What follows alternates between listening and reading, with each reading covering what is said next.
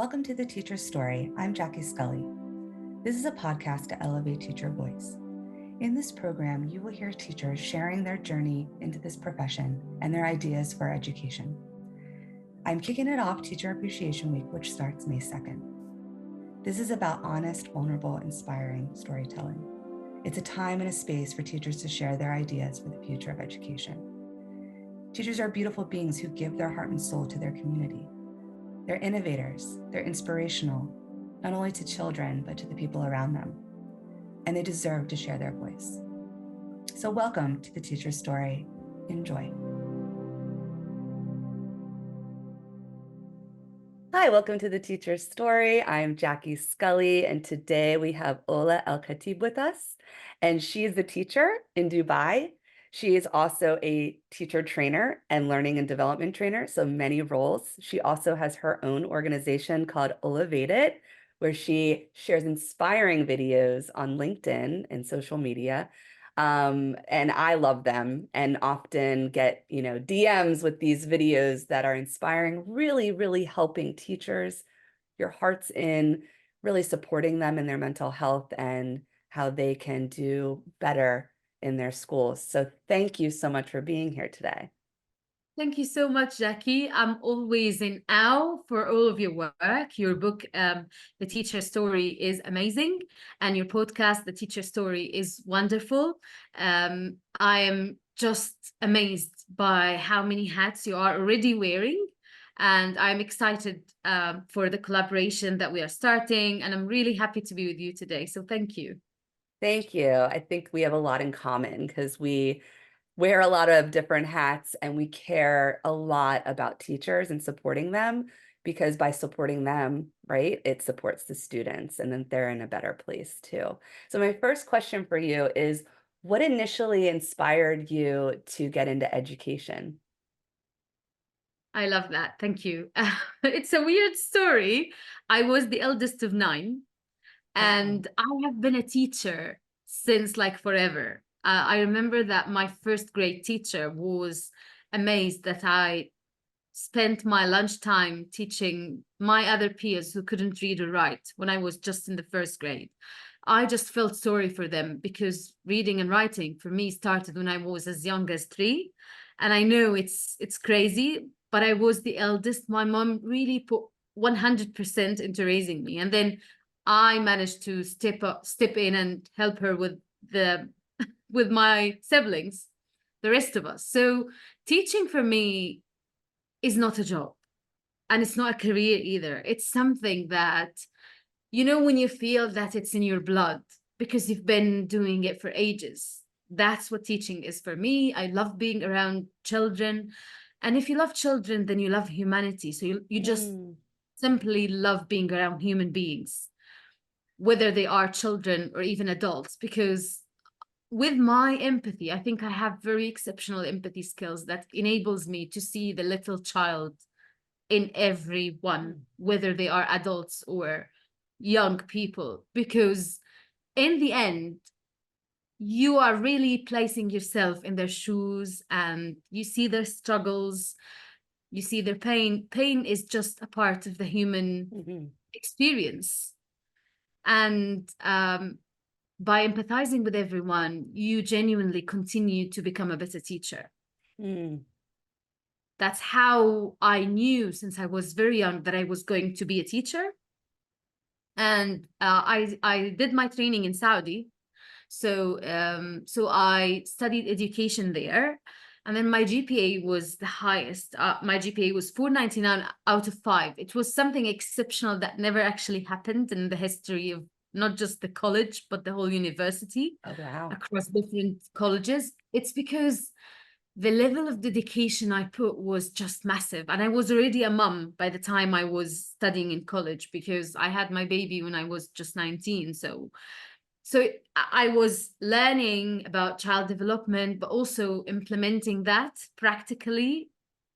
And that what makes it authentic, makes it real, and it makes it your true passion, what you're really passionate about, seeing people flourishing, thriving, and really helping people to reach their full potential and unlock it. So that's what got me into teaching, and I'm never sorry about it. This is beautiful. I could see that you're just a very poised speaker. You know, you have this essence about you where it is very authentic, and I can tell that the heart is there. And I relate so much, 100%, like it's in your blood. And I love this story. I can't believe, like, the eldest of 9 siblings. Of course, you were caring for a lot of kids.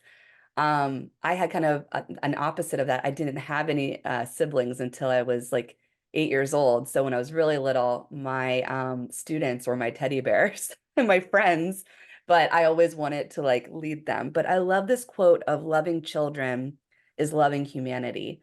I think that's something I'm going to put up on my bulletin board because that's really powerful.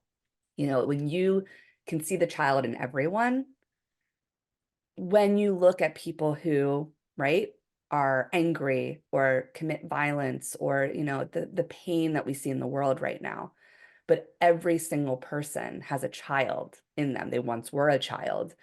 And really, when you see pain and violence and bullying or war, even, it's actually a crying child inside, right?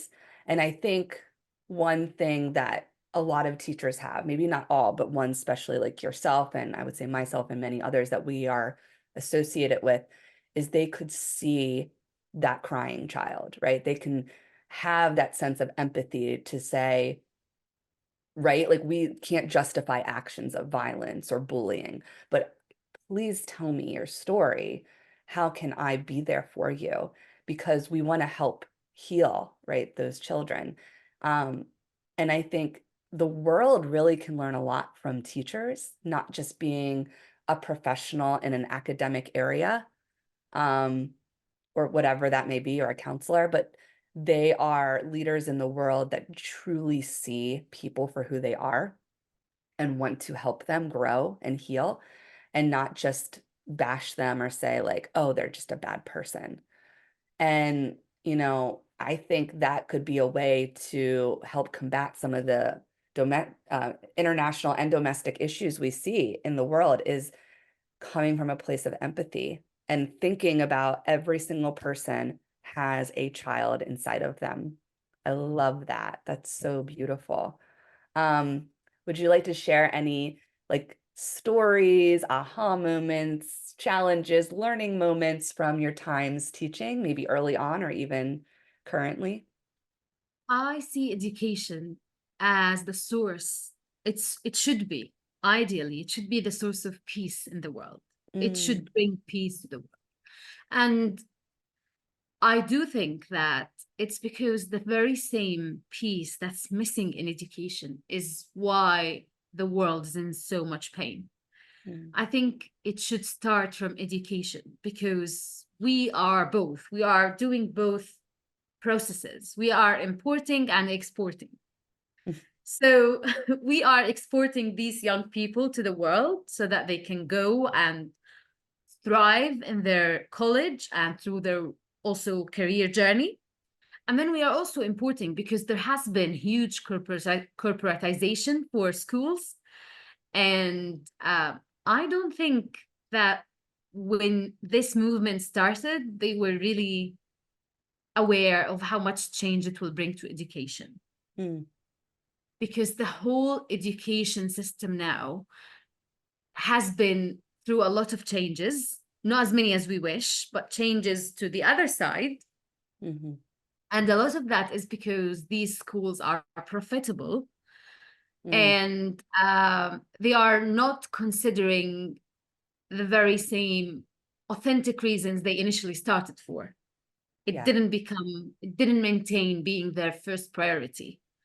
In the public sector, it's also similar issues because of the lack of budget and for economic reasons. It's still not prioritizing the very same reasons they started the whole school system for. So I think when we start from within, we Mm, might have a better chance of really bringing peace to the world. Peace has to be within education at first. And by peace in education, we mean I was having a chat with a founder of an organization in the USA where he also works with schools to implement strategies for enhancing well-being.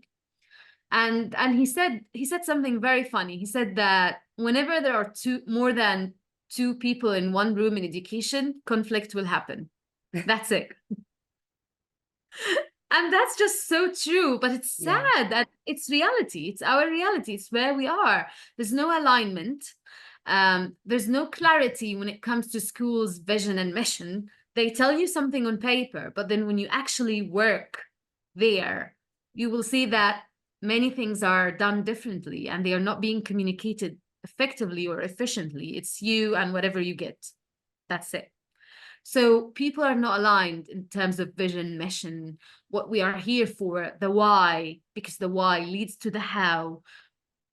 There isn't any of that or very little of that, to be exact.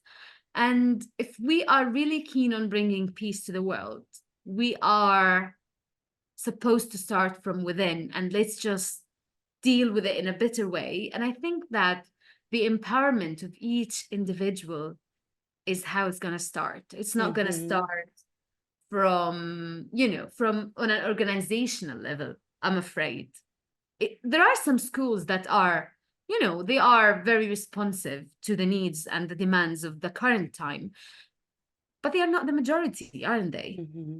No, they're When you think not. of schools, just say the word school, what pops up to your mind? Not these little startups. So I think it will start from individuals, and that's what I'm really keen on, talking to individual teachers and listening also with Hmm. no judgment. Like you said, everyone has an inner child, even if they are not behaving in a very positive way. Remove the judgment, really, Hmm. Hmm. and remove the judgment and be curious. Curiosity comes from freedom. If you have a free mind, then you will ask questions, and just by being there and listening, so much change is going to happen. I'm Yes. really optimistic. Yes, I'm aware of the challenges that are in place, but I'm also very optimistic because once you see the challenges, then that's the only way you're going to address them. But if you just keep on denying and saying that everything's fine, then how on earth are you going to cause any change to happen? Yeah, that's so true. If you keep your head in the sand, right? And you deny or you look away, or you're just saying, like, oh, well, this is the way it's been, so that's fine, then there can't be any change. So now I think we are in a place in 2023, and I think for since the pandemic, where we're noticing the challenges, we're talking about them.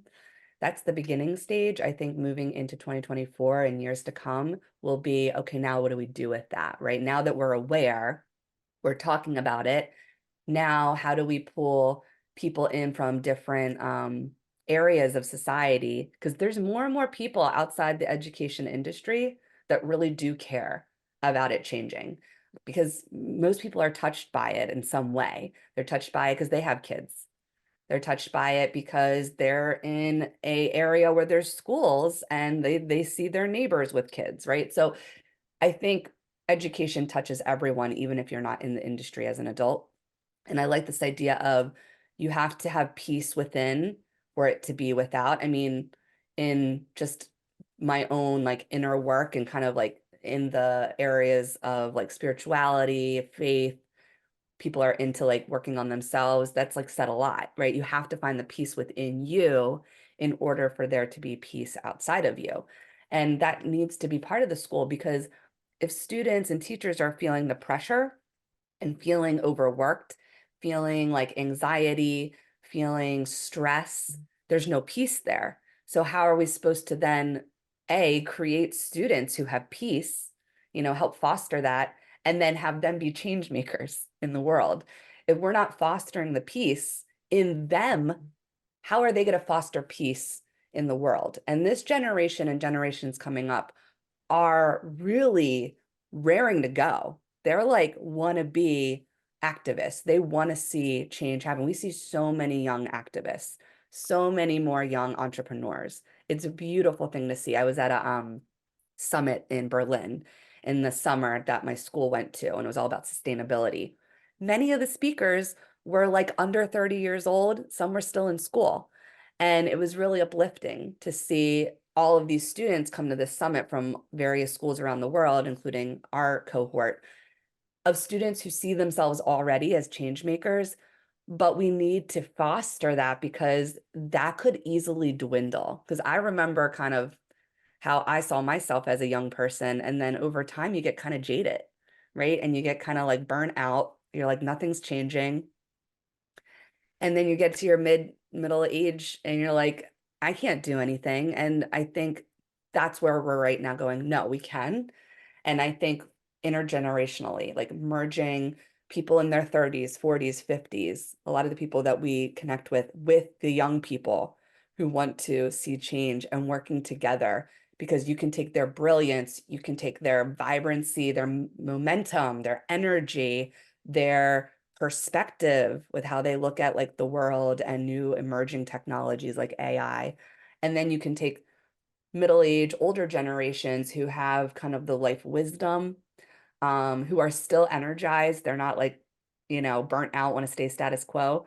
That is like the perfect combination. But we do have to prioritize peace in schools and peace in children. I am not seeing a lot of peace. I'm seeing a lot of conflict. And I'm at a very like pretty good school, and I still see there's conflict either amongst students or in a lot of it internally, a lot of heightened anxiety and pressure to be something, to make their parents proud or to be something in their community. And I don't know how much they're actually tapping in and questioning what they truly want and what they truly think is part of their brilliance. Um, so yeah, I love this idea here of peace within to have peace without. You know, the whole educational collective awareness, Jackie, needs to embrace a culture where there's no fear, because you can never create from a place of fear. If fear is your motive, then you're gonna just Mm, get by, but you're not gonna be creative. Never. You're never going to make peace or be a mhm, change maker if you are just moving from a place of fear. And that's what pretty much schools function on. They function based on fear. So they are mm, always worried about the students' assessment results.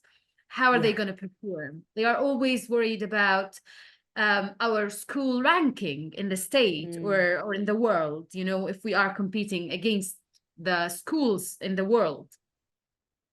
There's just a lot of fear mm, and, as you said, a lot mhm, of pressure, and you can never create from that place, because once you have given the requirements that are not based on you and where you are and where you want to be, you're basing your requirements based on where others are and not where you are. You're creating a whole environment that's based on comparison, not mm, like it's competition and not collaboration, not cooperation, yeah. unfortunately.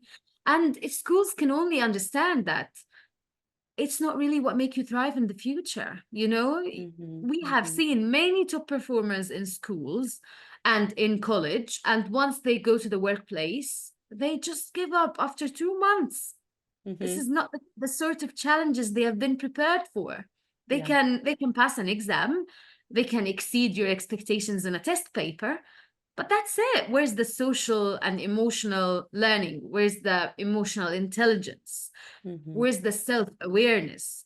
Where are the communication skills? And there's a lot of research that already talks about schools being blamed for the lack of being workforce ready right. in Yeah. the new generation, you know. And we the problem is we know it. It's not that we don't know it. Okay, if we were in the 80s, maybe then back then you would say, okay, maybe schools don't know about it. But now there's a lot of research that's been already published, and everybody knows what the issue is, but maybe there isn't enough discussion around it. Yeah. And not enough initiatives from individuals starting to really create the change because they are hoping to see it on an organizational level. But if you read history, that's how everything Mm-hmm. great started. You know, people firstly talking and then small initiatives from here and there, and then all of out of a sudden, you know, it's happening and nobody can deny it anymore. So I Yeah. think that's where we are. People need more courage Mm-hmm. and more use of self-motivation rather than using other factors to get yourself motivated. Just be intrinsically motivated and assess your progress, I think, because teachers are very good at recognizing their areas of growth and improvement, but they need to be also good in recognizing their own strengths, Mm-hmm. I think. Yes, teachers are very hard on themselves. Very, I mean, I'm one of those people too. And this interesting concept of fear is kind of what is running the show. And you see that again in schools, in students, in teachers, because they fear like evaluations, test scores. What is this going to look like? Am I going to be able to, perform well, keep my job? And then you see that on the world stage because all the conflicts we have in the world is based off of fear and competition, right? Countries competing, um, one country thinking they're superior over another, fear of losing something, fear of being attacked, all of this, it's the same energy. If we look at it as energy, the energy we see in schools is the same energy we're seeing in many work industries and then in like geopolitics. It's the same. So if we create an environment that's built on peace, collaboration, creativity, thinking outside the box, expansion of that energy, and you have students, pre-K through 12th grade, they're 18 years old, have 18 years of that for their formative cognitive, development, that's going to be instilled in them. You don't lose that, right? I mean, you can lose it, but it would be more difficult to lose 18 years of fostering peace, love, creativity, collaboration, because their brain's developing so rapidly and doesn't finish developing till like 25. So say they carry that on to college or in the workforce. Those are people who will change the world. Those are people that will change the world. I mean, if you have a fear-based system and you have students who are living in fear, competing, am I good enough, putting themselves down, often students don't look at their strengths first, they look at their weaknesses, and then you put them out as adults in the world, how are they going to actually like motivate and change and produce anything that's like really positive? And so You you see feel that it's leaders, not people who are talking. You feel that yeah, it's their trauma speaking it's their or their trauma. insecurities Yes. speaking. It's not an actual human being that you're speaking to. And that is something that we really need to start addressing from within.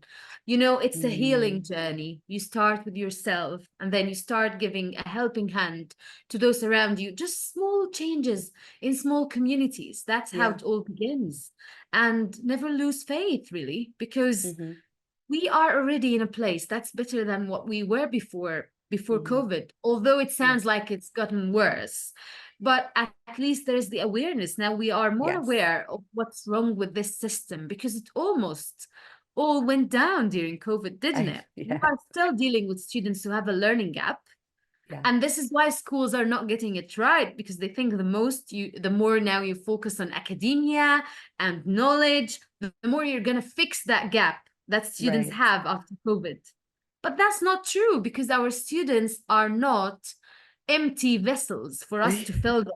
You know, Yeah. our students are human beings and the solution starts from within. If Yeah. they have the power to set their own goals, to acknowledge their strengths before even acknowledging their areas of improvement, if they are able to talk about their why, then they're Mm, going to figure out the how themselves. We're not yeah. giving them enough accountability or trust. We are micromanaging the kids Yes, we and are. we're being We micromanaged are ourselves. micro.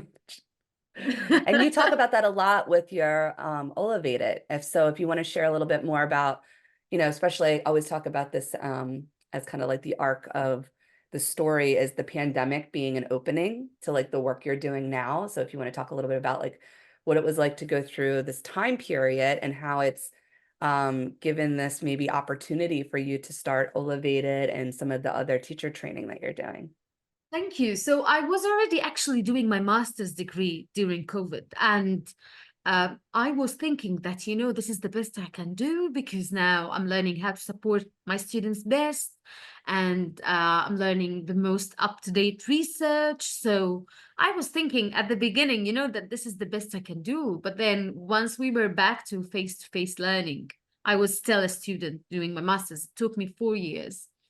So once we were back to school, I was like, no, whatever I have been learning in university is not going to be enough. Mm. Students are struggling, teachers are unhappy. And the whole awareness within the educational communities is, if we're not going to give you a badge of honor for being super busy all the time, we will say that it's normal. It's the norm for teachers to be super busy and running like headless chicken whole day from 5. What time do you start in America? We start at 7:30ish. Yeah, some schools start at 7:30 and we start at teachers are there at 7:30, Yeah, we are 7:45. there around 7 as well, and then to 5. So Yeah. so you're running from 7 to 5. Some days you have even forgotten to eat your lunch or your breakfast. You haven't eaten anything since morning. I wonder how we look like, if that's the case to these young people. What do they see? I Like, know. just imagine yourself in their seat and you're looking at a hungry person who hasn't they I know haven't there's even had times I've had to leave the class and luckily I'm with teenagers who won't burn down the classroom, but I'm like, I literally need to go and fill this up with water because I have not drank any water for 2, 3 hours. I'm like, that's terrible. yeah. And I'm talking and I'm running around and doing stuff. I'm like, I need to be drinking water, but I have no time to actually just get water. So I have to leave So, the class for a few minutes just to do that. exactly. So, Yeah. so the whole awareness needs to change. And I was able to see that when we were back to face-to-face learning. I saw that, Yeah. oh my God, even a master's degree won't tell you what to do. So I went up for the next challenge, although I was still a student master, a student in my master. And then I went for a coaching qualification with the ICF. I was like, okay, let me learn about other strategies or tools to best support students and colleagues, because the norm now is that you're very close to burnout, and that's something, Mm. people can just look away and act like they don't see it because Hmm. they have it themselves. Like, even Yeah. if you talk to your school principal, he's probably more burnt out than you Right. with Yeah. all And the I'm sure challenges. administration is. Yeah. So I it's for know. everyone, to be exact. To be honest, I empathize with everyone within that cycle. No matter what your position is, you are still struggling with the same circumstances. It's actually even more if you go up the hierarchy. It's even more because you're dealing now with many stakeholders Hmm. and everything is just dictated. There's so much Hmm. dictation in education. We used to do dictation, spelling tests only in primary. And then we stopped doing it in middle and high school, didn't we? But then you find that this is how education actually functions, based Yeah. on dictation, spelling bees Mm. everywhere. So I took that coaching qualification. It was really an eye-opening for me. I realized that you can always choose to either be a part of the problem, be a Mm. victim, and say the system did this and that to me, or you can use that because you certainly have struggled. I certainly have struggled. Everybody did. But you can either choose to stop there and be a victim, or you can choose to be a part of the solution. Yeah. If your struggle was that big, and I Mm. know it has been, so why don't you use it as a building block, Hmm. That's what you got. There's a saying that says, whatever in the way is the way. Mm. So if my way was filled with struggles and problems and issues, I still can, just by overcoming these, I still can be a part of the solution for others as well. Yeah. And that's what I'm a big believer. I believe in dialogue, just foster Hmm. dialogue. open communication, open channels, and safe channels, because there Yeah. isn't many of them. But just by you taking the risk and trying to evoke that awareness within others, you already are a part of the solution, and you can never Hmm. take that back. Nobody can take it back from you. Once you started, that's it. You are on your way. And slow Hmm. progress is sometimes even better than fast progress Yeah, and we because have to it's more be okay with sustainable. slow. Yeah. Yeah, And it's I more think we have to sustainable. recognize that slow progress is still progress. I think people get disenchanted, disheartened of nothing's changing, but it's like everything happens in baby steps. Sometimes the best change happens in a very slow, methodical way because we can't be revolutionary about everything. I think we're getting to a point where we want to build the momentum and move a little quicker. But if you break everything down and or burn everything down and think that you could just rebuild it, like that's not actually feasible. Like, when I first started this podcast, teachers that were leaving, rightfully so, had a lot of their, a lot that they went through and they were very angry. But they're like, the whole thing's going to come crumbling down. I'm like, but there's people still in it. So we don't want it to crumble. It's slowly deteriorating, but we can also slowly bring in change to lift it back up. And I'm going back to this whole even administrators, and as you move up the ladder, like there's more and more pressure, and it's still fear-based. It's the idea of, like, I think about my school because it's an independent school and we're going through still financial difficulties from the pandemic, and we've lost families because it's a very expensive tuition. And so when you're the head of school or an administration, you're constantly thinking about, like, we just need to stay open. So what do we have to do to compete? What do we have to do to keep our school relevant in a place where there's really great public schools and there's other really great private schools that don't cost as much as our school? So it's still coming from a fear-based, you Yeah. know, place, Yeah. instead of saying, well, what do we have that's really special? And let's just keep elevating that. And yeah, we might lose some people because of the economic situation, but we got to keep building up something that feels like really relevant in society right now and really like authentic. People want authenticity. And I believe you talked about opening lines of communication. One thing I think that is lacking but getting better, and I'm starting to do this more in schools, and you're doing this like in your videos that you share, is we need to be honest. We need to be truthful, even if we don't want to hear it. Like, I would love to see an opening meeting at the beginning of the school year, or maybe a closing meeting so you can let it marinate through the summer and say, we're going to just have a workshop where it could be anonymous. I want you to write down on a post-it note, like do the parking lot thing around, like, the room. And I want you to write down what is the holes in our school. What are the things that you see that are problematic?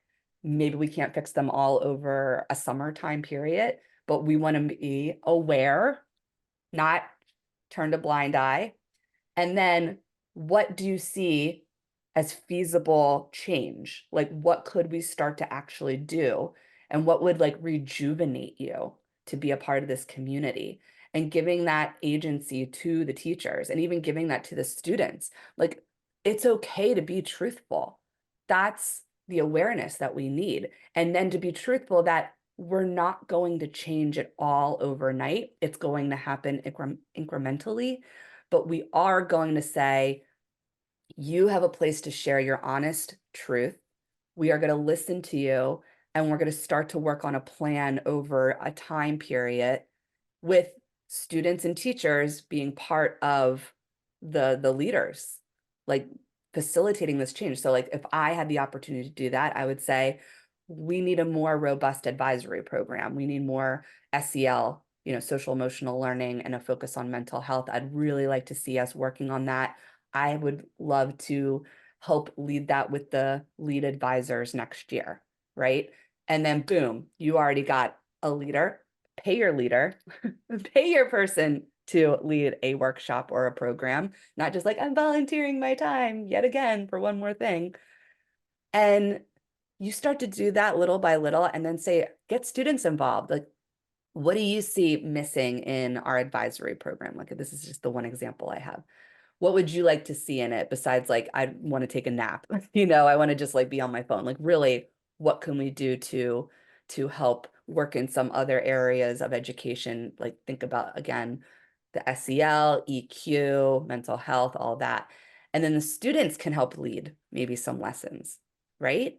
And give them agency. That is something you could do in a summer and change it for the following school year. And that could be one aspect. But we have to start and say, please tell us what's not working in this school.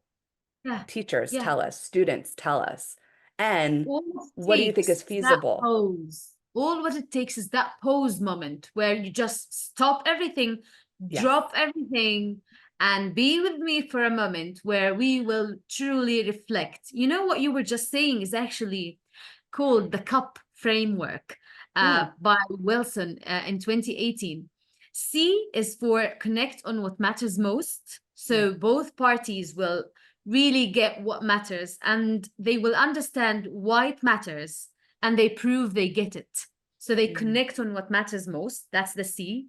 And then for the U, understand what's possible from both sides. So what's possible in my world, what's possible in your world, and then mhm, we co-create a third world where mm, we can meet. And then finally, we partner for progress. So that's the P. So it's a C for connect, U for understand, and P for partner.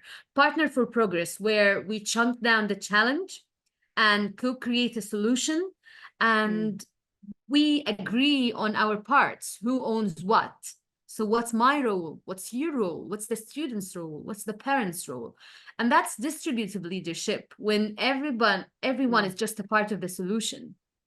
There's a lot of research, Jackie, that says that leadership is just a distributive phenomena, meaning that even if you try not to distribute it, it will distribute itself because yeah. I'm either a part of your problem where you're trying to overcome me, or I'm either a part of your solution, a part of your initiative by having a role within. Mhm, So leadership itself, the science of leadership is lacking mhm, in schools, the way schools are running. Basically, it's not based on science because leadership science tells you that everyone must be acknowledged, everyone must be seen and heard, either positively or passively, because if it's passively, congratulations, you just got yourself another, another struggle cause. I love that, the cup framework. I'm going to keep that in mind and put that up on my bulletin board. I have like all these little nuggets of awesome Ola quotes today. Thank you so much. You're so brilliant.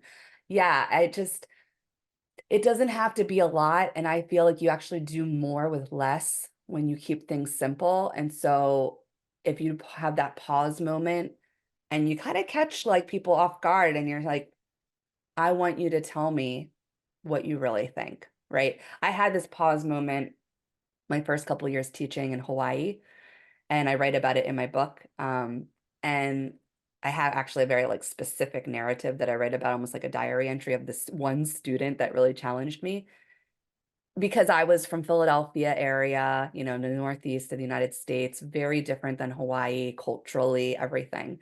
And I'm going in as this teacher trying to teach them Hawaiian history. Right. They're like, you're not credible. So I had to have a pause moment. I talked to the counselor and I explained I'm getting pushback from students. And she's like, you kind of need to like stop everything for like a lesson or two whenever you need. And you need to ask them, you know, what's not working. And I did. And I was 23, 24 years old. It was really hard for me to do. But I'm very fortunate I did it at such a young age because it stayed with me to say, like, clearly we have a disconnect. What do you not understand about me and my teaching? What do I not understand about you and your culture? And let's just pause we did it like 2 lessons. And the first one was just like, write questions, write issues and concerns, write about things that you don't understand about me and what you think I don't understand about you. And then like the next day was like, okay, now let's share about each other's background. I'm going to tell you a little bit about my story and where I'm from and why I'm even here. Why am I teaching you? And then tell me a little bit about your culture and background and what would help me teach you better. Oh my gosh, it transformed the classroom. I had that student come back the following year when she went off to high school and come and visit me and was like so connected. And I went from probably hating me, probably like, I hate this teacher, to wow, you really care about us because you decided to stop curriculum and get to know who we are and be kind of like truthful, Yeah. saying like, I'm not doing a very good job as your teacher. Like, I don't know who you are. How am I supposed to teach you properly? And that always stayed with me. Like, you got to know your kids. You got to know your teachers. You got to know the people in the community before you do anything. Yes. That's foundational. And that's leadership. So leadership is also saying, I'm going to be vulnerable enough to say, I'm doing something wrong. Yeah. I'm not aligned, or I don't know what's going on. And I need you to help me get there. And I will find a way to move us forward together. That's like the best leadership. You have to be honest. And it shows that you are very secure because vulnerability really comes from security. Yeah. You are not getting it right, but you're fine with admitting that because that's the Mhm. only way you will get it right. Right. You have to start with that, and I think you share a lot of that in what you share in your videos and giving a lot of support to teachers. So before we kind of wrap up in a little bit, you want to share a little bit more like granular details about what you're doing now and like the whole OlavatEd and how you are helping to train teachers or give support to them? So, all what I do is really believing in people. I know that they have their answers within Yeah. and they just need to tap into their own why. Sometimes you need that extra little hand to guide you just by being there, giving you all the space you need with no judgment at all, with just open-ended questions and curiosity and a heart with ears. So all what I do is I start with the character strengths survey. It's for Mm. free, everyone can do it. It helps you learn about your strengths, and then I will ask you some questions about where you've been utilizing these strengths, because science says that when you are working and starting to work from a place of strength, you're less likely to suffer or struggle or be disengaged or even get tired or exhausted, because your strengths are your natural gift Mm. and everybody has them. So what I do is I help my clients find that alignment between their strengths and their professional and personal settings. If you're always acting from a place of strength, Mm. then your wellness is very high. You're less likely to feel insecure or threatened. Your confidence is really high, and then you're able to communicate effectively with others because you are communicating from a place of confidence and strength. So it's really strengths based Mm. support, and it starts with support, but it ends with empowerment, because my initial goal is that for everyone to be their own coach, because coaching is all about a process. It's not about the person, it's the process. Once Mhm. you learn it and you embody it yourself, that's it. You can be your own coach, and then you can offer a helping hand to others around you as well. So my goal is really to see people flourishing individually without even a need for someone to help them, but then they are the ones helping others. And the more you extend that support and empowerment, the more then we thrive as communities and as global countries as well. Yeah. So that's my vision, really, a world where there is professional and personal alignment that's based on Mm. strengths, Yeah. where you don't feel that you have to tear your soul apart to be good at work, where Yeah. it comes naturally because it's what you love doing, it's what you're good at, and it's how you really reach your full potential and make your purpose a reality. Mhm. That's great. I think that's where we have to start from, because if you start from your limiting beliefs, and what you think are areas of weakness that you concentrate on. And I think our brain automatically always goes that. It's the limbic system, fear-based reptilian brain, because that's part of our evolution where we needed that to survive as early humans. But now we're kind of like always in that cycle, and we have to do the cognitive work to go the other way and focus on the strength. So I like that your coaching really focuses on that, and that everyone then is their own coach, because the idea is you're passing the baton, you're passing it along. It's kind of the ripple effect, right? Ripple out effect, where you now have this process, and now you can teach it to somebody else, they can teach it, and so forth and so forth. So that it's like you have a sense of your own ownership of like the work that you can do with yourself and give it to others. So that's beautiful. Thank you so much for sharing your Thank you story so much. today. Thank you so much, Jackie. This was really amazing. I really appreciate your time, the space you've given me, and the beautiful shares. You've reminded me of the true name of your book. It's The Guided Teacher.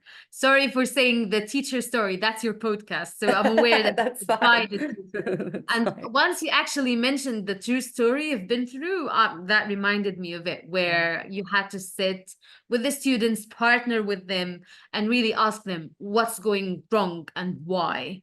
Why Yeah. is it going wrong? And then that's where you started. So that's a great way to guide people.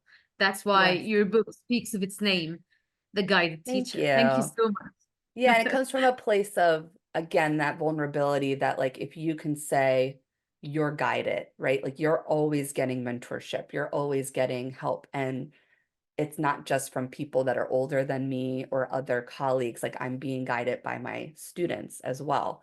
I'm, guided by mentors. I'm guided by my, connection to like God and spirit, all the things. It doesn't have to be necessarily like guided in a way of I'm going right to, God or faith, but that you're guided by other people. And everybody is doing things in community.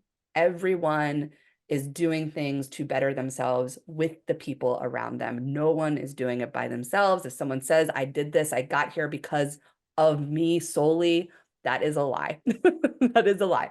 You had someone along the way help you in some fashion. And I think the more we are aware of that and we're giving gratitude for the people that have helped us along the way, whether that's students, other older colleagues, mentors, or whoever that may be, family members, friends, um, there's a humility there, right? Then it's the sense that I don't do this on my own. I do this in community. And And it that's also something, shows you the power of people gathering together on one yes, purpose, one vision, one mission. It shows you yeah. really the power of unity, which is what we need to see more in schools. Yeah, absolutely. And that's what you're doing. You do it with your messaging. You are always giving shout outs to people on LinkedIn, and you are a community builder. Like, and I met you through Hope Patterson. So like her whole community with the brain trust, like it's just you keep seeing all the people who are coming together to support you, but you're all supporting each other. So such a blessing to have you on the Teacher Story today. Can you share any contact information or where the listeners can find Thank you. you on social media? And I can plug that in the show notes. Thank you. I'll send you all the links. They all have the same, all my social media pages have the same name, OlavatEd. So they can find that whether it's YouTube, LinkedIn, TikTok, Instagram, Facebook, Twitter. Now they call it X. You're on everything. That's awesome. Good. We need the reach. We need Ola out there. This is great. I Thank will you. share all Thank you. those links in the show notes. So thank you again for taking time to be on the Teacher Story and sharing your beautiful message. Thank you, Jackie. Wishing you a fantastic new year. All the You very too. best. You too. And more collaboration for sure in the future. I can't wait already. Bye. Have a good day.